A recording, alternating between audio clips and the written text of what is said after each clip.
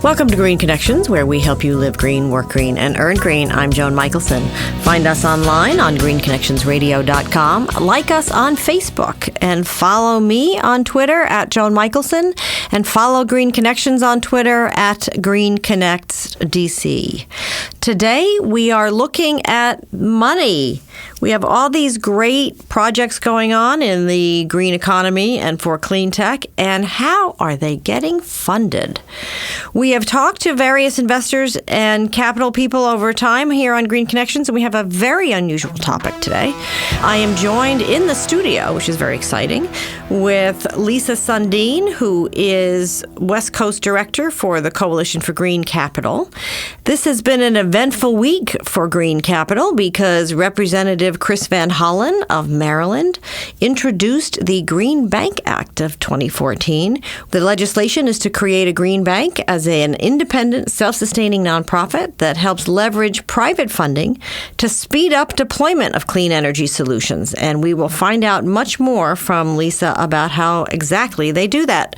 But a little bit about Lisa. Lisa has spent her young career in the green economy. She spent a summer even working in Santiago, Chile, at the Hotel Explora, which I love, and I'll have to ask her about this, where she edited and translated executive marketing materials emphasizing environmental sustainability, solar, and energy efficiency. What's unique about Explora is it's the first LEED certified hotel in all of South America, which is very cool. She also worked at Patagonia, and she is hyper-educated, having done even her master's thesis on microfinance and social capital, which I think is very cool. Welcome to Green Connections, Lisa. Thanks so much for hosting me. Thank you for joining us. I'm glad to have you back in the nation's capital. Lisa is a native of Washington, D.C., so she's technically home, which is great. First of all, what is a green bank? So a green bank can have a flexible definition. Coalition for Green Capital defines a green bank as a public or quasi-public entity that provides low-cost finance for clean energy and energy efficiency projects. So it uses public funds to leverage private funds, so that each dollar of public money is inspiring multiple dollars of private investment in clean energy.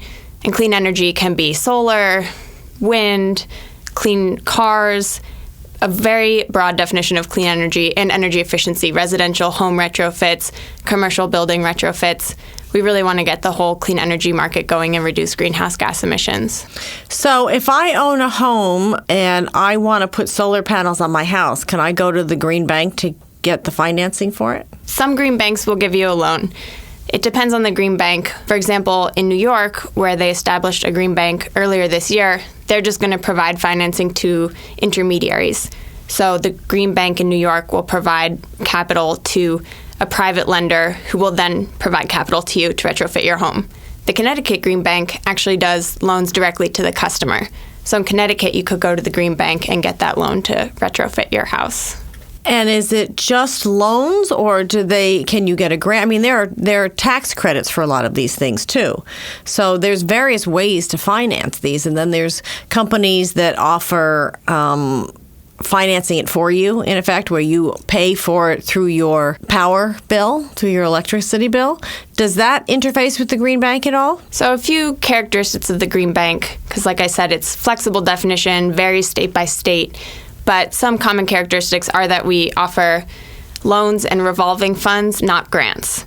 So many states already have grant programs and incentives in place that have done a great job of getting the market going. But it's not quite to scale yet. It's not getting to those high double-digit penetration levels.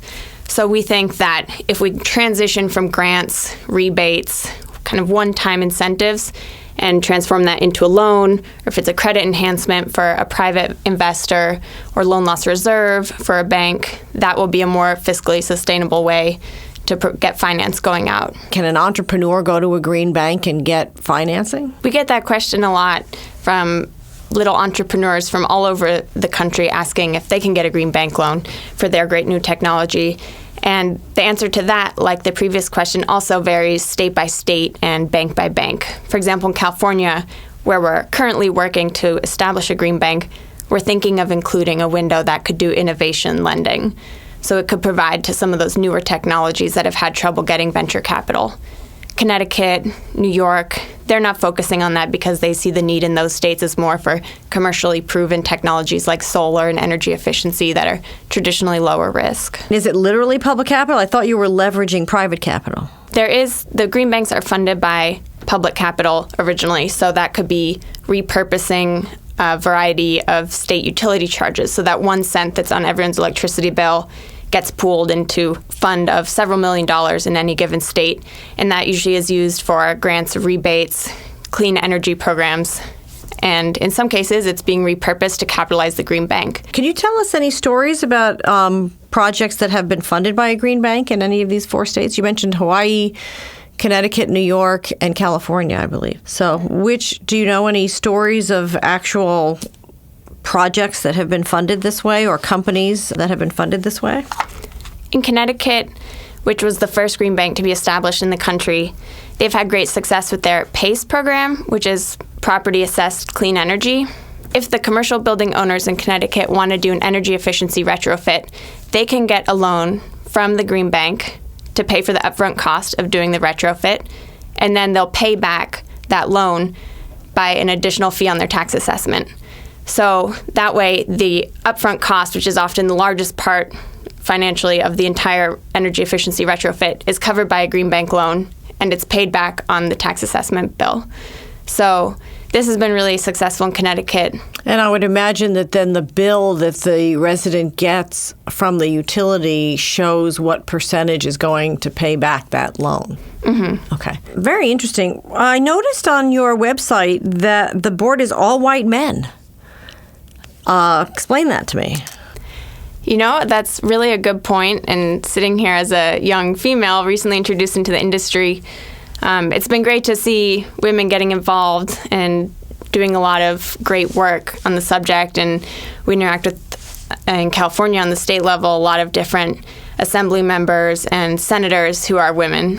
But you're right that on our board, we don't have any women. I'm kind of shocked, actually. I mean, you've got people like DBL Investors or Initiative, on your alliances, and that's run by a woman, and it's mostly women. I know Nancy Funn; she's been on Green Connections before. And something else I remind myself is that in this new field, we're all learning it for the first time. No one really knows that much more than anyone else. Well, thank you for saying that, because that actually brings me to our next question. One of the things I noticed in doing some research is that there's a provision for funding entities that are, quote, credit worthy.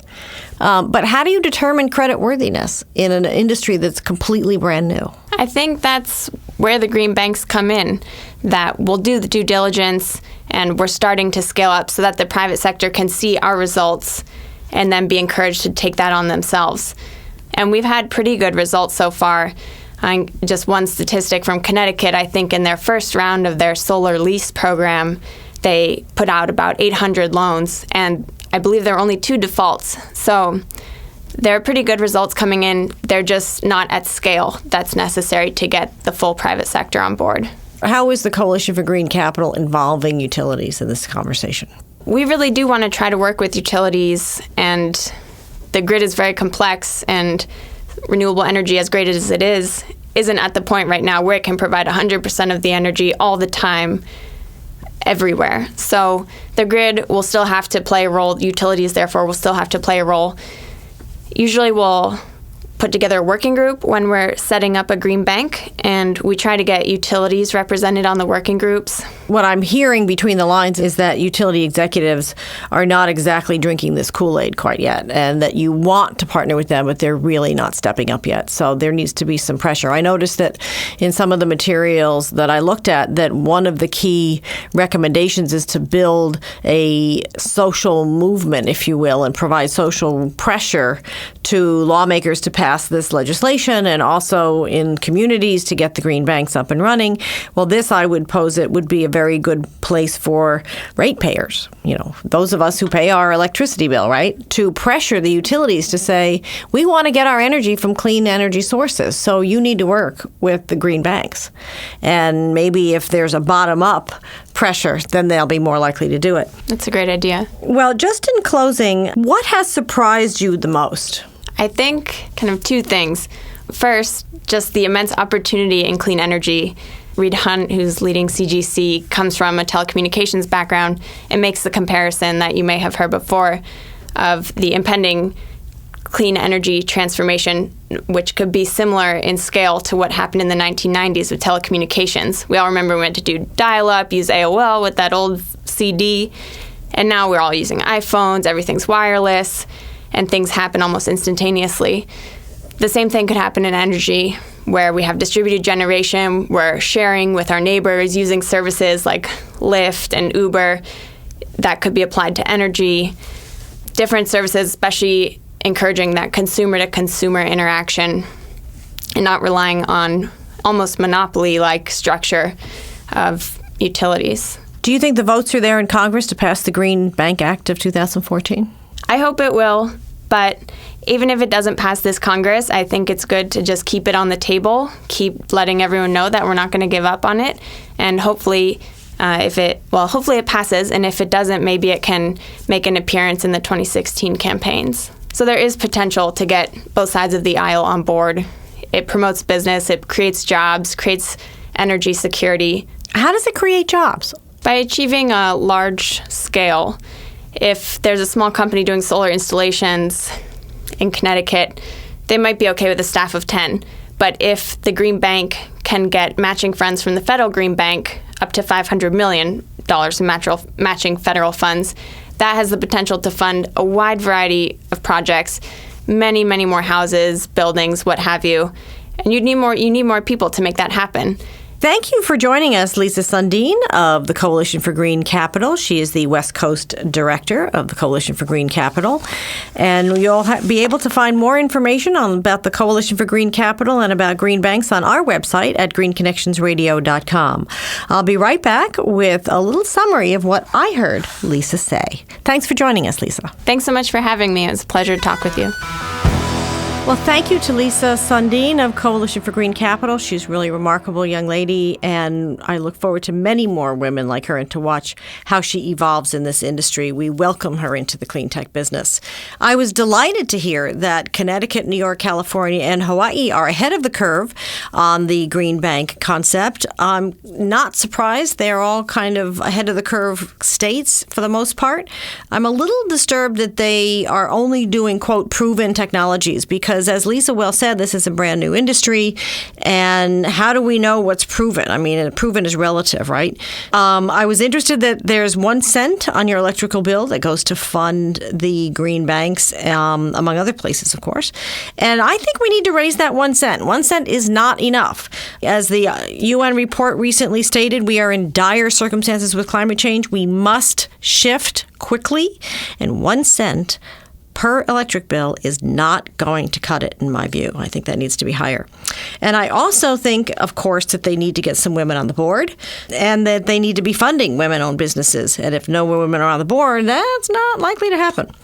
The utilities have to step up. The utility industry is being really reinvented. NRG Energy is doing some really fascinating stuff. But the utilities need to be part of the conversation, because if they're not part of the conversation, then they risk not having a voice in the solution. And that's not good for the utilities, much less us, who have to get our power from the utilities, right? I loved her image, just in closing, from Reed Hunt, that the revolution in clean tech mimics, if you will, the telecom revolution. So I think that we all should take a position of supporting these green banks and be able to at least get some of these solutions out into the public domain much more quickly and more of them. So thank you again to Lisa Sundeen from the Coalition for Green Capital, and we will see you next time on Green Connections. You can follow us online on greenconnectionsradio.com, like us on Facebook. Follow me on Twitter at Joan Michelson, and follow us on Twitter at GreenConnectsDC. Thanks for joining us. Send us your questions at info@greenconnectionsradio.com. See you next time. Capital Audio Post, your one-stop shop for your post-production needs. 703-712-8757. Our services include video editing, sound design, sound mixing, ISDN recording, and many other media-related services. Let us finish your project no matter where you are, across the U.S. or across the world. Go to www.capitalaudiopost.com. Call us at 703-712-8757. Let us know how we can help you finish your production.